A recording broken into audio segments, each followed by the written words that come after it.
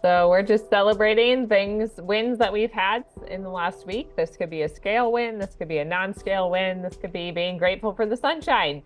And make sure you get outside and soak up your sun. So your eyes, your belly, and your calves are the most important to get out in the sun because you absorb the vitamin D best there. So make sure when you're outside, you're taking your glasses off, you're not wearing sunglasses, and get that sunshine in your eyes because that's how it communicates with your body to be able to promote the healing benefits in your body. So we're going to start out today. We're going to do a box breathing pattern. So we're going to go 4, 4, 4, 4. And what I'm going to do is you're going to think of it like a box. So you're going to inhale for 4 seconds. You're going to hold your breath for 4 seconds. You're going to exhale for 4 seconds. And then you're going to hold for 4 seconds. So we're going to do this for a little bit here. This is going to help shift you to parasympathetic. And this is a good one to do before your meals. So you ensure that your body is in a calm state to be able to absorb your meals well. So I want you to just find a spot, get comfy, sit down, plant your feet, really ground yourself, relax your shoulders, relax your jaw, just take a couple deep breaths.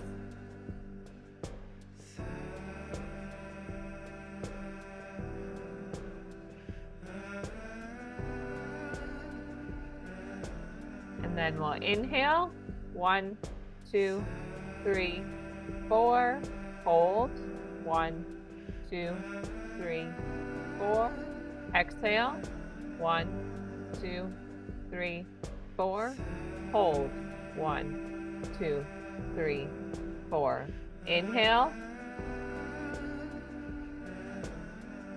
hold, exhale, hold. Inhale. Hold. Exhale.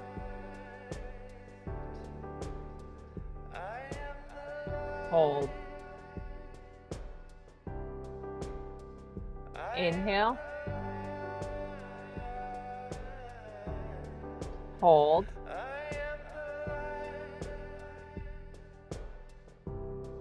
Exhale. Hold. Inhale.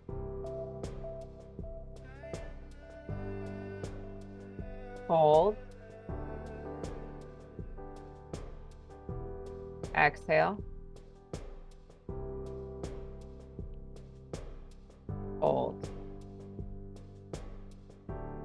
2 more times. Inhale. Hold. Exhale. Hold. Inhale. Hold. Exhale. Hold. So really great one to do before those meals to help shift your body in that parasympathetic state to absorb your food. Oh, so today we are going to talk about gut health and digestion. So gut health and digestion is important because we want to make sure that we are actually absorbing the nutrients that we're eating, because if our guts are not happy, then we will not absorb the nutrients that we need. So your digestive system will process 170,000 pounds of food over the course of your lifetime, which is really crazy to think about because that is a lot of food and a lot of work for that digestive system to be able to break down. So we want to keep our digestive system happy. So you want to refuel the luxury vehicle that is you. So we want to ensure that you're fueling your body with things that are serving you. So if you have foods that are triggering for you, stay away from those foods. Invest in some organic foods. We'll look at the Clean 15 list. That makes it a little bit more affordable if you're not able to buy everything organic. You'll be able to see what foods that you should prioritize organic versus not. So if you're struggling with any bloating, constipation, acid reflux, gas, diarrhea, stomach pains, those are all issues of that gut system not being in balance. So if you are having constipation, and constipation is defined as you're not pooping every day. Ideally, you want to be pooping at least one time a day, if not up to 3 times a day, because we want to ensure that the food that's going in is coming out of the body as well. As far as acid reflux goes, it might actually sound kind of funny, but you need acid in your stomach to be able to break your food down. So if you don't have enough acid in your stomach, that food is not going to be broken down. The bottom valve of your stomach doesn't open to dump it into your small intestine, and it has to go somewhere. So it ends up pushing back up into your throat, leading to that acid reflux. So some things that I actually do to help people with that acid reflux is you might need some more digestive enzymes. You might need some more hydrochloric acid to be able to break that food down.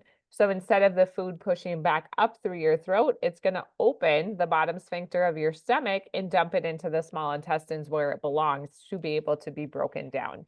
So we want to ensure that you have all the acids, the good bacteria in your stomach to be able to break that food down.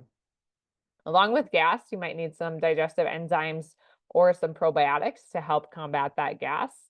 It might also depend on foods that you're eating. So if you keep track of your foods in your diary and track those symptoms along with it, you might be able to link back to what foods are triggering that gas as well. Diarrhea, so this one is kind of has a lot of different variations to it. I've seen people experience diarrhea when they're releasing a lot of emotional trauma. So there could be some emotions that are being released. There could be parasites being released. I have had people pass parasites while just taking the reset spray and pushing those parasites out. So could be parasite related, could be toxin related, could be food related. Maybe you need some more beneficial bacteria in that gut to combat that diarrhea. And then same with stomach pains. There might be a lot of varying factors with this as well. It could be emotional. It could be due to, certain foods, certain triggers, not sleeping, not pooping. So we want to make sure that that gut is getting the attention that it deserves. So it's not all about what you eat, it's how you're eating it. So if you're eating in a state of stress or panic, your body stays in that stressed or panic state. So you want to make sure you're taking time to establish that calm environment, to eat your meals at the table. If you normally sit in front of a desk or you're at work and you work through your lunch hour, that actually makes your blood sugar levels worse when you're staring at that screen during your meal. So put your phone down, put your computer down. If there's a place that you can go in your work environment to eat your lunch, if it's sunny outside, go outside, sit in the grass, just step away from your normal environment, whether that be a desk or whether that be, cleaning at home. Step out of that normal environment, sit at a table, and calm your body down. So you want to make sure you're taking a few deep breaths.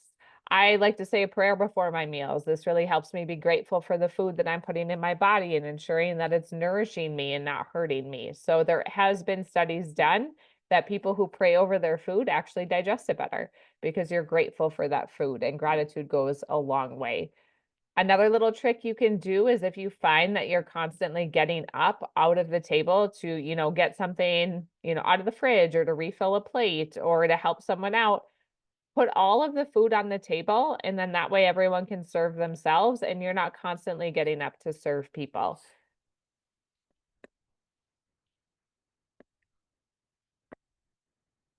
So here is the box breathing. So we want to make sure that we're shifting that body into a parasympathetic state before you're eating. So this is what I mean by visualizing that it's a box. So you're going to inhale up that box for 4 seconds. You're going to hold for 4 seconds. You're going to exhale for 4 seconds, and then you're going to hold for 4 seconds. So doing that a few times, you could feel your body just shift into a calmer state. If you do that before you're eating, that's going to help you digest your foods a little bit better too.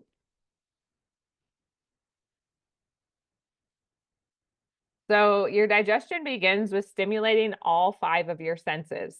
So you first start out, digestion starts before we even start eating. So when we smell the aroma of the food, we hear it sizzling on the stove. We touch the textures while we're preparing it. We might taste test as we're cooking it. We might, we smell the foods that we're cooking, and then we see the vibrant colors on our plate, and our brain sends a signal to our gut like, "Hey, get ready because food's coming and we're going to be eating here shortly." So all of that sensory stimulation actually helps activate your saliva. It helps activate enzymes, your stomach acid. It preps the digestive system to break down that food more efficiently. And when we eat, when we're rushed or distracted, or we're not cooking our food, that actually skips the step and your digestion takes a little hit on that because it doesn't go through all the 5 senses of activating that digestive system. So make sure you're slowing down, engage your senses while you're eating, and let your body do what it was designed to do. We were designed to prepare our meals and smell the aromas and touch the foods. So make sure, you taste each different thing and you look at the foods and you're grateful for those foods. So you want to eat your fiber first. So the definition of soluble fiber means that it dissolves in water to form a gel-like substance.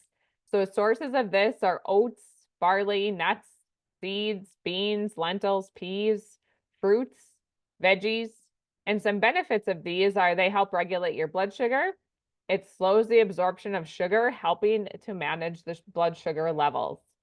It might help lower your cholesterol because it binds to cholesterol in the digestive system and helps to remove it. Improve your gut health. So it serves as food for the beneficial gut bacteria. And it promotes feelings of being full. So it helps you feel full longer, which can aid in weight management as well.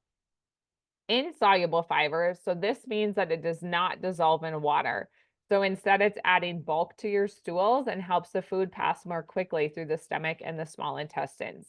So some sources of these would be whole grains, brown rice, nuts, seeds, veggies like celery, zucchini, cauliflower, the skins of fruits and veggies, so apple skins, potato skins. And the health benefits of these are supporting irregular bowel movements because it's preventing that constipation by increasing the bulk and the softness of your stools. Maintaining digestive health, so it helps with things like diverticulitis, and it helps with detoxification because it's helping move that waste through the digestive system more efficiently. So the 5 C's of digestion. So this is your body's checklist for turning food into fuel and not stress. So the first one is choose. So you want to be intentional with your foods. You want to choose real foods that love you back. So what you eat matters and quality does count. You want to chew your food. So a lot of people just scarf food down and don't actually chew it. So your digestion starts in your mouth and your chewing breaks that food down and it signals your gut to release those enzymes. So we want to have 20 to 30 chews per bite, which might seem like a lot. And a way to do that is, take a bite of food, set your fork down, chew your food, pick your fork back up, take a bite of food. So that helps slow it down and make sure that you are chewing each bite intentionally. Chill. So your stress, if you have a high stress level, that shuts down your digestive system. So take a deep breath, do some of that box breathing, sit down when you're eating, relax. Maybe that's saying a prayer. Your nervous system needs to be in that rest and digest mode in order for your food to actually digest. If you're stuck in fight or flight, your food does not digest very well at all. So the next one is cherish. So be grateful. So enjoy the moment. Bless your food. Gratitude activates the parasympathetic nervous system and promotes better digestion. So be grateful for that food. It is serving your body and helping heal your body. Check. So listen to your body. Are you feeling full? Are you feeling bloated? Are you still hungry? Your body is always giving you feedback, and really get in tune to pay attention to what feedback it's giving you after your meals. And I want to note here that the picture on the screen, this is of the Clean 15. So if you're not able to buy everything organic, This list here of the clean 15 are foods that are okay if they're organic or not. So they are okay either way. So these would be ones if you found them not organic, that would be all right. We're also getting into farmers market season, so you might be able to find some things at your local farmers market soon coming up here. So tips for constipation. So use a squatty potty. So I'll drop this link in the chat here for you guys if you haven't ever seen a squatty potty. If you don't want to invest in the squatty potty name, a kid's stool works just fine too. So if you have a stool in your bathroom already, slide that in front of the toilet and it actually helps your bowel movements come out easier and not as strained. So do 1 to 2 vagal exercises daily. So you do have a vagus nerve module in your Practice Better account, so you can get some more info on this. So you could induce a gag reflex with a tongue scraper or a toothbrush. So just gagging actually activates your vagus nerve. Humming. So if you find yourself just humming to a tune, that is a good thing. That turns on that vagus nerve. So if you're stressed out, hum. Humming is a good way to activate that. Singing is also another good way. So singing out loud, not whispering, but singing out loud activates that vagus nerve. And deep breathing. So deep breathing calms that nervous system and activates that vagus nerve. Number 3, so increase your water intake and drink 8 to 16 ounces of warm water first thing in the morning. You could also add in a squeeze of lemon. You could add in some ginger. You could add in some cayenne pepper. So there's different concoctions that you can make to help stimulate those bowels and promote even more healing benefits in that first cup of warm water. So a thing that I like to do is I squeeze a bunch of fresh lemon juice. I fill a small ice cube tray. I freeze them individually, and then that way I always have fresh squeezed lemon juice to put in some warm water in the morning. You can jump on a trampoline for 30 to 90 seconds. So if you have a little rebounder, doing that right away in the morning can help stimulate those bowels. Abdominal massage in a clockwise direction. So if you're rubbing your belly, there is a YouTube video in your vagus nerve module on how to do this too, but rubbing that belly in a clockwise direction. If you have any essential oils, you could use Digestion from Young Living or even a little bit of peppermint to help stimulate those bowels. Magnesium cream would be another one. Smooth Move tea by Traditional Medicines is a good tea to help get those bowels moving. Magnesium citrate and vitamin C to bowel tolerance. So this means that you're going to be taking a little bit every half an hour to an hour until you reach bowel tolerance. And bowel tolerance means that you're having a bowel movement. And then you're going to back off a little bit, and that'll be your daily dose until your bowels even out. And then castor oil packs, you are only going to want to do those on the maintenance phase because it is an oil and you're absorbing that oil through your skin. So you can put the castor oil pack underneath your right breast. That will be more of your liver and gallbladder area right here. Or you can put it on your belly if you're having belly issues. You can just put it right on that belly. So some supplements to consider if you're having a hard time with constipation, with gas, with diarrhea, with bloating. If you are finding that that's something that you're trying to improve, some probiotics would be a good thing to add in. You could add in some prebiotics. Meg citrate powder if you're having a hard time with those bowel movements. Kale support or TUDCA, especially if you don't have a gallbladder, because that's going to help push those bowel movements out as well. And then adding in some digestive enzymes. And with the digestive enzymes, you want to make sure that you're either taking those before your meal or with your meal, depending on the enzyme, to help break down those foods. I'll put a couple links in the chat here too, if you need to look up some of those supplements or are curious about those. So exercise and hydration. So movement and hydration means your gut is happier. So you got to move in order to keep your gut moving. So you could do your gentle movement like walking or stretching or rebounding or yoga. And that helps stimulate that gut movement, helping that food move through the digestive tract. So gentle movement also increases your blood flow to your organs and reduces that bloating and constipation. And it also reduces stress, which is actually one of the biggest blocker of digestion. So if your body is in that stressed out state, your bowels just clamp down. They just clamp up and they don't want to move either because the rest of your body is stressed. And then hydration. So don't dry out your digestion. Water is essential for providing the stomach acid, digestive enzymes, and bile. So staying hydrated helps your body break down food, helps you absorb nutrients, and helps you push out waste and toxins. So you want to make sure you're drinking your water between your meals, not at your meals. Because if you're drinking too much water at your meals or with your meals, you're going to dilute that stomach acid and not be able to break down the food like you should. So make sure you're moving, make sure you're hydrated because your digestion needs to keep flowing to push things out as well. So this is the crush technique. So has anyone tried this? I want you to all try this next time that you have a craving. So this is a tool. It helps curb your cravings and stalls and your hunger. So it's part of an emotional reset tool or emotional freedom technique. And it helps you pause and recenter when you feel triggered by cravings or emotional eating. And this I know is a big trigger for a lot of people. We don't realize that we eat when we're feeling emotional. And it's a big issue a big hurdle to jump over sometimes. So use this technique when you're tempted to eat off plan, if you feel stuck in your progress, or if you feel an urge to emotionally eat, not because you're truly hungry. So we're going to go through this and you're welcome to do it as well. So the first step is notice what the craving is. So be aware, what am I wanting right now? Do I want a piece of chocolate? Do I want chips? Do I want ice cream? Like, do I want popcorn? What am I craving right now?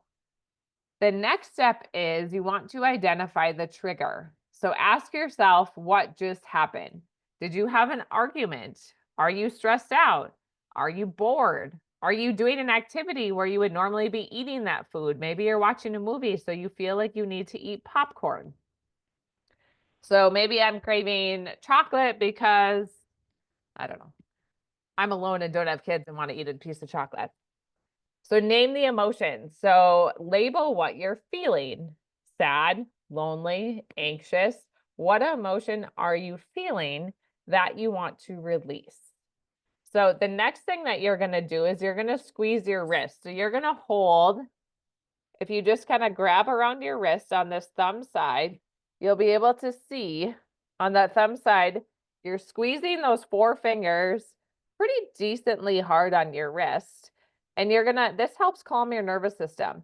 So you are gonna feel your pulse there. And it's right under your thumb. And you're gonna use your hand to apply that light pressure. Then you're gonna place your hand on your forehead. And what you're gonna do is you're gonna take a few slow, deep breaths, and you're concentrating on the feelings that you've identified. So you're just gonna take intentional breaths, and maybe you're releasing the feeling of loneliness. So you're going to take a few deep breaths.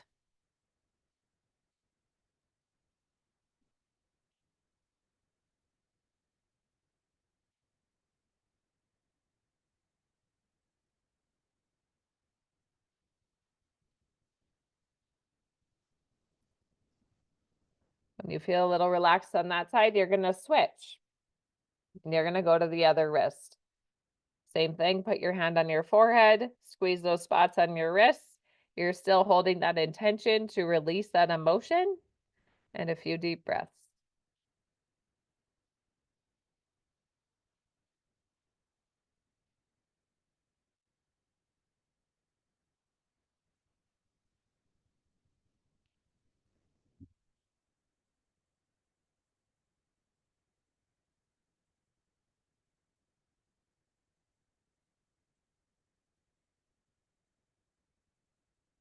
And that really helps calm your nervous system down. It helps you become more aware of your body and helps you identify what is going on and what needs to change. Because if we don't identify what needs to change, we're not going to release anything. So this really works because most cravings aren't just about food. They're about something else. They might be about the emotion that came up. It might be about a situation you're missing out on. So it is important to identify what is coming up for you and not just identifying the food that you want. So this interrupts your stress pattern. It gives your body a moment to breathe and relax, and it actually helps to rewire your brain so you don't respond that same way in the future. So you're going to have to do this more than once. If you're having these techniques, don't expect one time to fix it. You've probably been feeling that way for a long time, and it's going to take a little while for that brain to rewire. So give yourself some grace and just do this technique. It's not about your willpower, it's about releasing those emotions and rewiring that brain because you're finally getting to the root cause of where that emotional eating is coming from. So here are some different ways to use this technique. So if you're craving a food, remember what triggered it. You're naming the feeling. You're holding those 4 pulse points and you're putting your hand on your head and taking some deep breaths. So for hunger, outside normal times, you might be noticing the timing. So maybe it's late at night. That's a lot of times people want to snack late at night or even mid-afternoon. You can ask yourself, what's missing in my life right now? So is this a connection? Is this rest? Is this safety? What is missing that you're seeking? And you want to feel that emotion and you want to name it. Once you have it, once you felt it and you've named it, then you're going to hold that wrist again, hand on your forehead, and you're setting that intention to release that feeling that you're feeling that you just named. And for stalls, so if your weight plateaus, identify the stuck weight. So maybe you've been stuck at a weight of 180 pounds. So identify, like, this is the weight that you've been stuck at. And I want you to think, when was the last time in life that you were that weight and what was happening? So this might be fear, this might be grief, this might be trauma, this might be loss. Identify that emotion. Once you have it identified, hold those points, hand on your forehead, take a few deep breaths, and then repeat on the other side. Because we have to feel the emotion in order to release it. So identifying it, feeling it, and then releasing it, because that's what helps rewire the brain. That's what helps calm your body, and that's what helps support your body and support your metabolism to push past that healing. So those stuck points are often emotional. So find out what is holding you back from pushing past that point. And if you need help with that, you're always welcome to reach out to me because we want you to not be stuck there just for those emotional reasons. And I say that because I had a woman who did an emotional healing session with me, and she lost 8 pounds in a week. And she didn't change anything else in her diet, in her lifestyle, nothing. And that was all emotional. So there can be a lot of emotional trauma stored in that fat as well. But this technique allows you to put the power in your hands and to be able to release it. So really think, what are you ready to let go of? And what are you ready to let in? Because in order to grow, we have to be able to let go and to be able to let good in. So you're letting out the bad, you're releasing the weight, and you're putting the good and the joy back in. So don't be afraid to reach out for help if you're having a hard time with that. And then I'm also going to drop a link here of the Spotify playlist to be able to, that meditation to be able to let go. So this is something that you might want to listen to with a pair of headphones when you have, 5 minutes by yourself. It is a 5-minute meditation and just really let go of what's going on.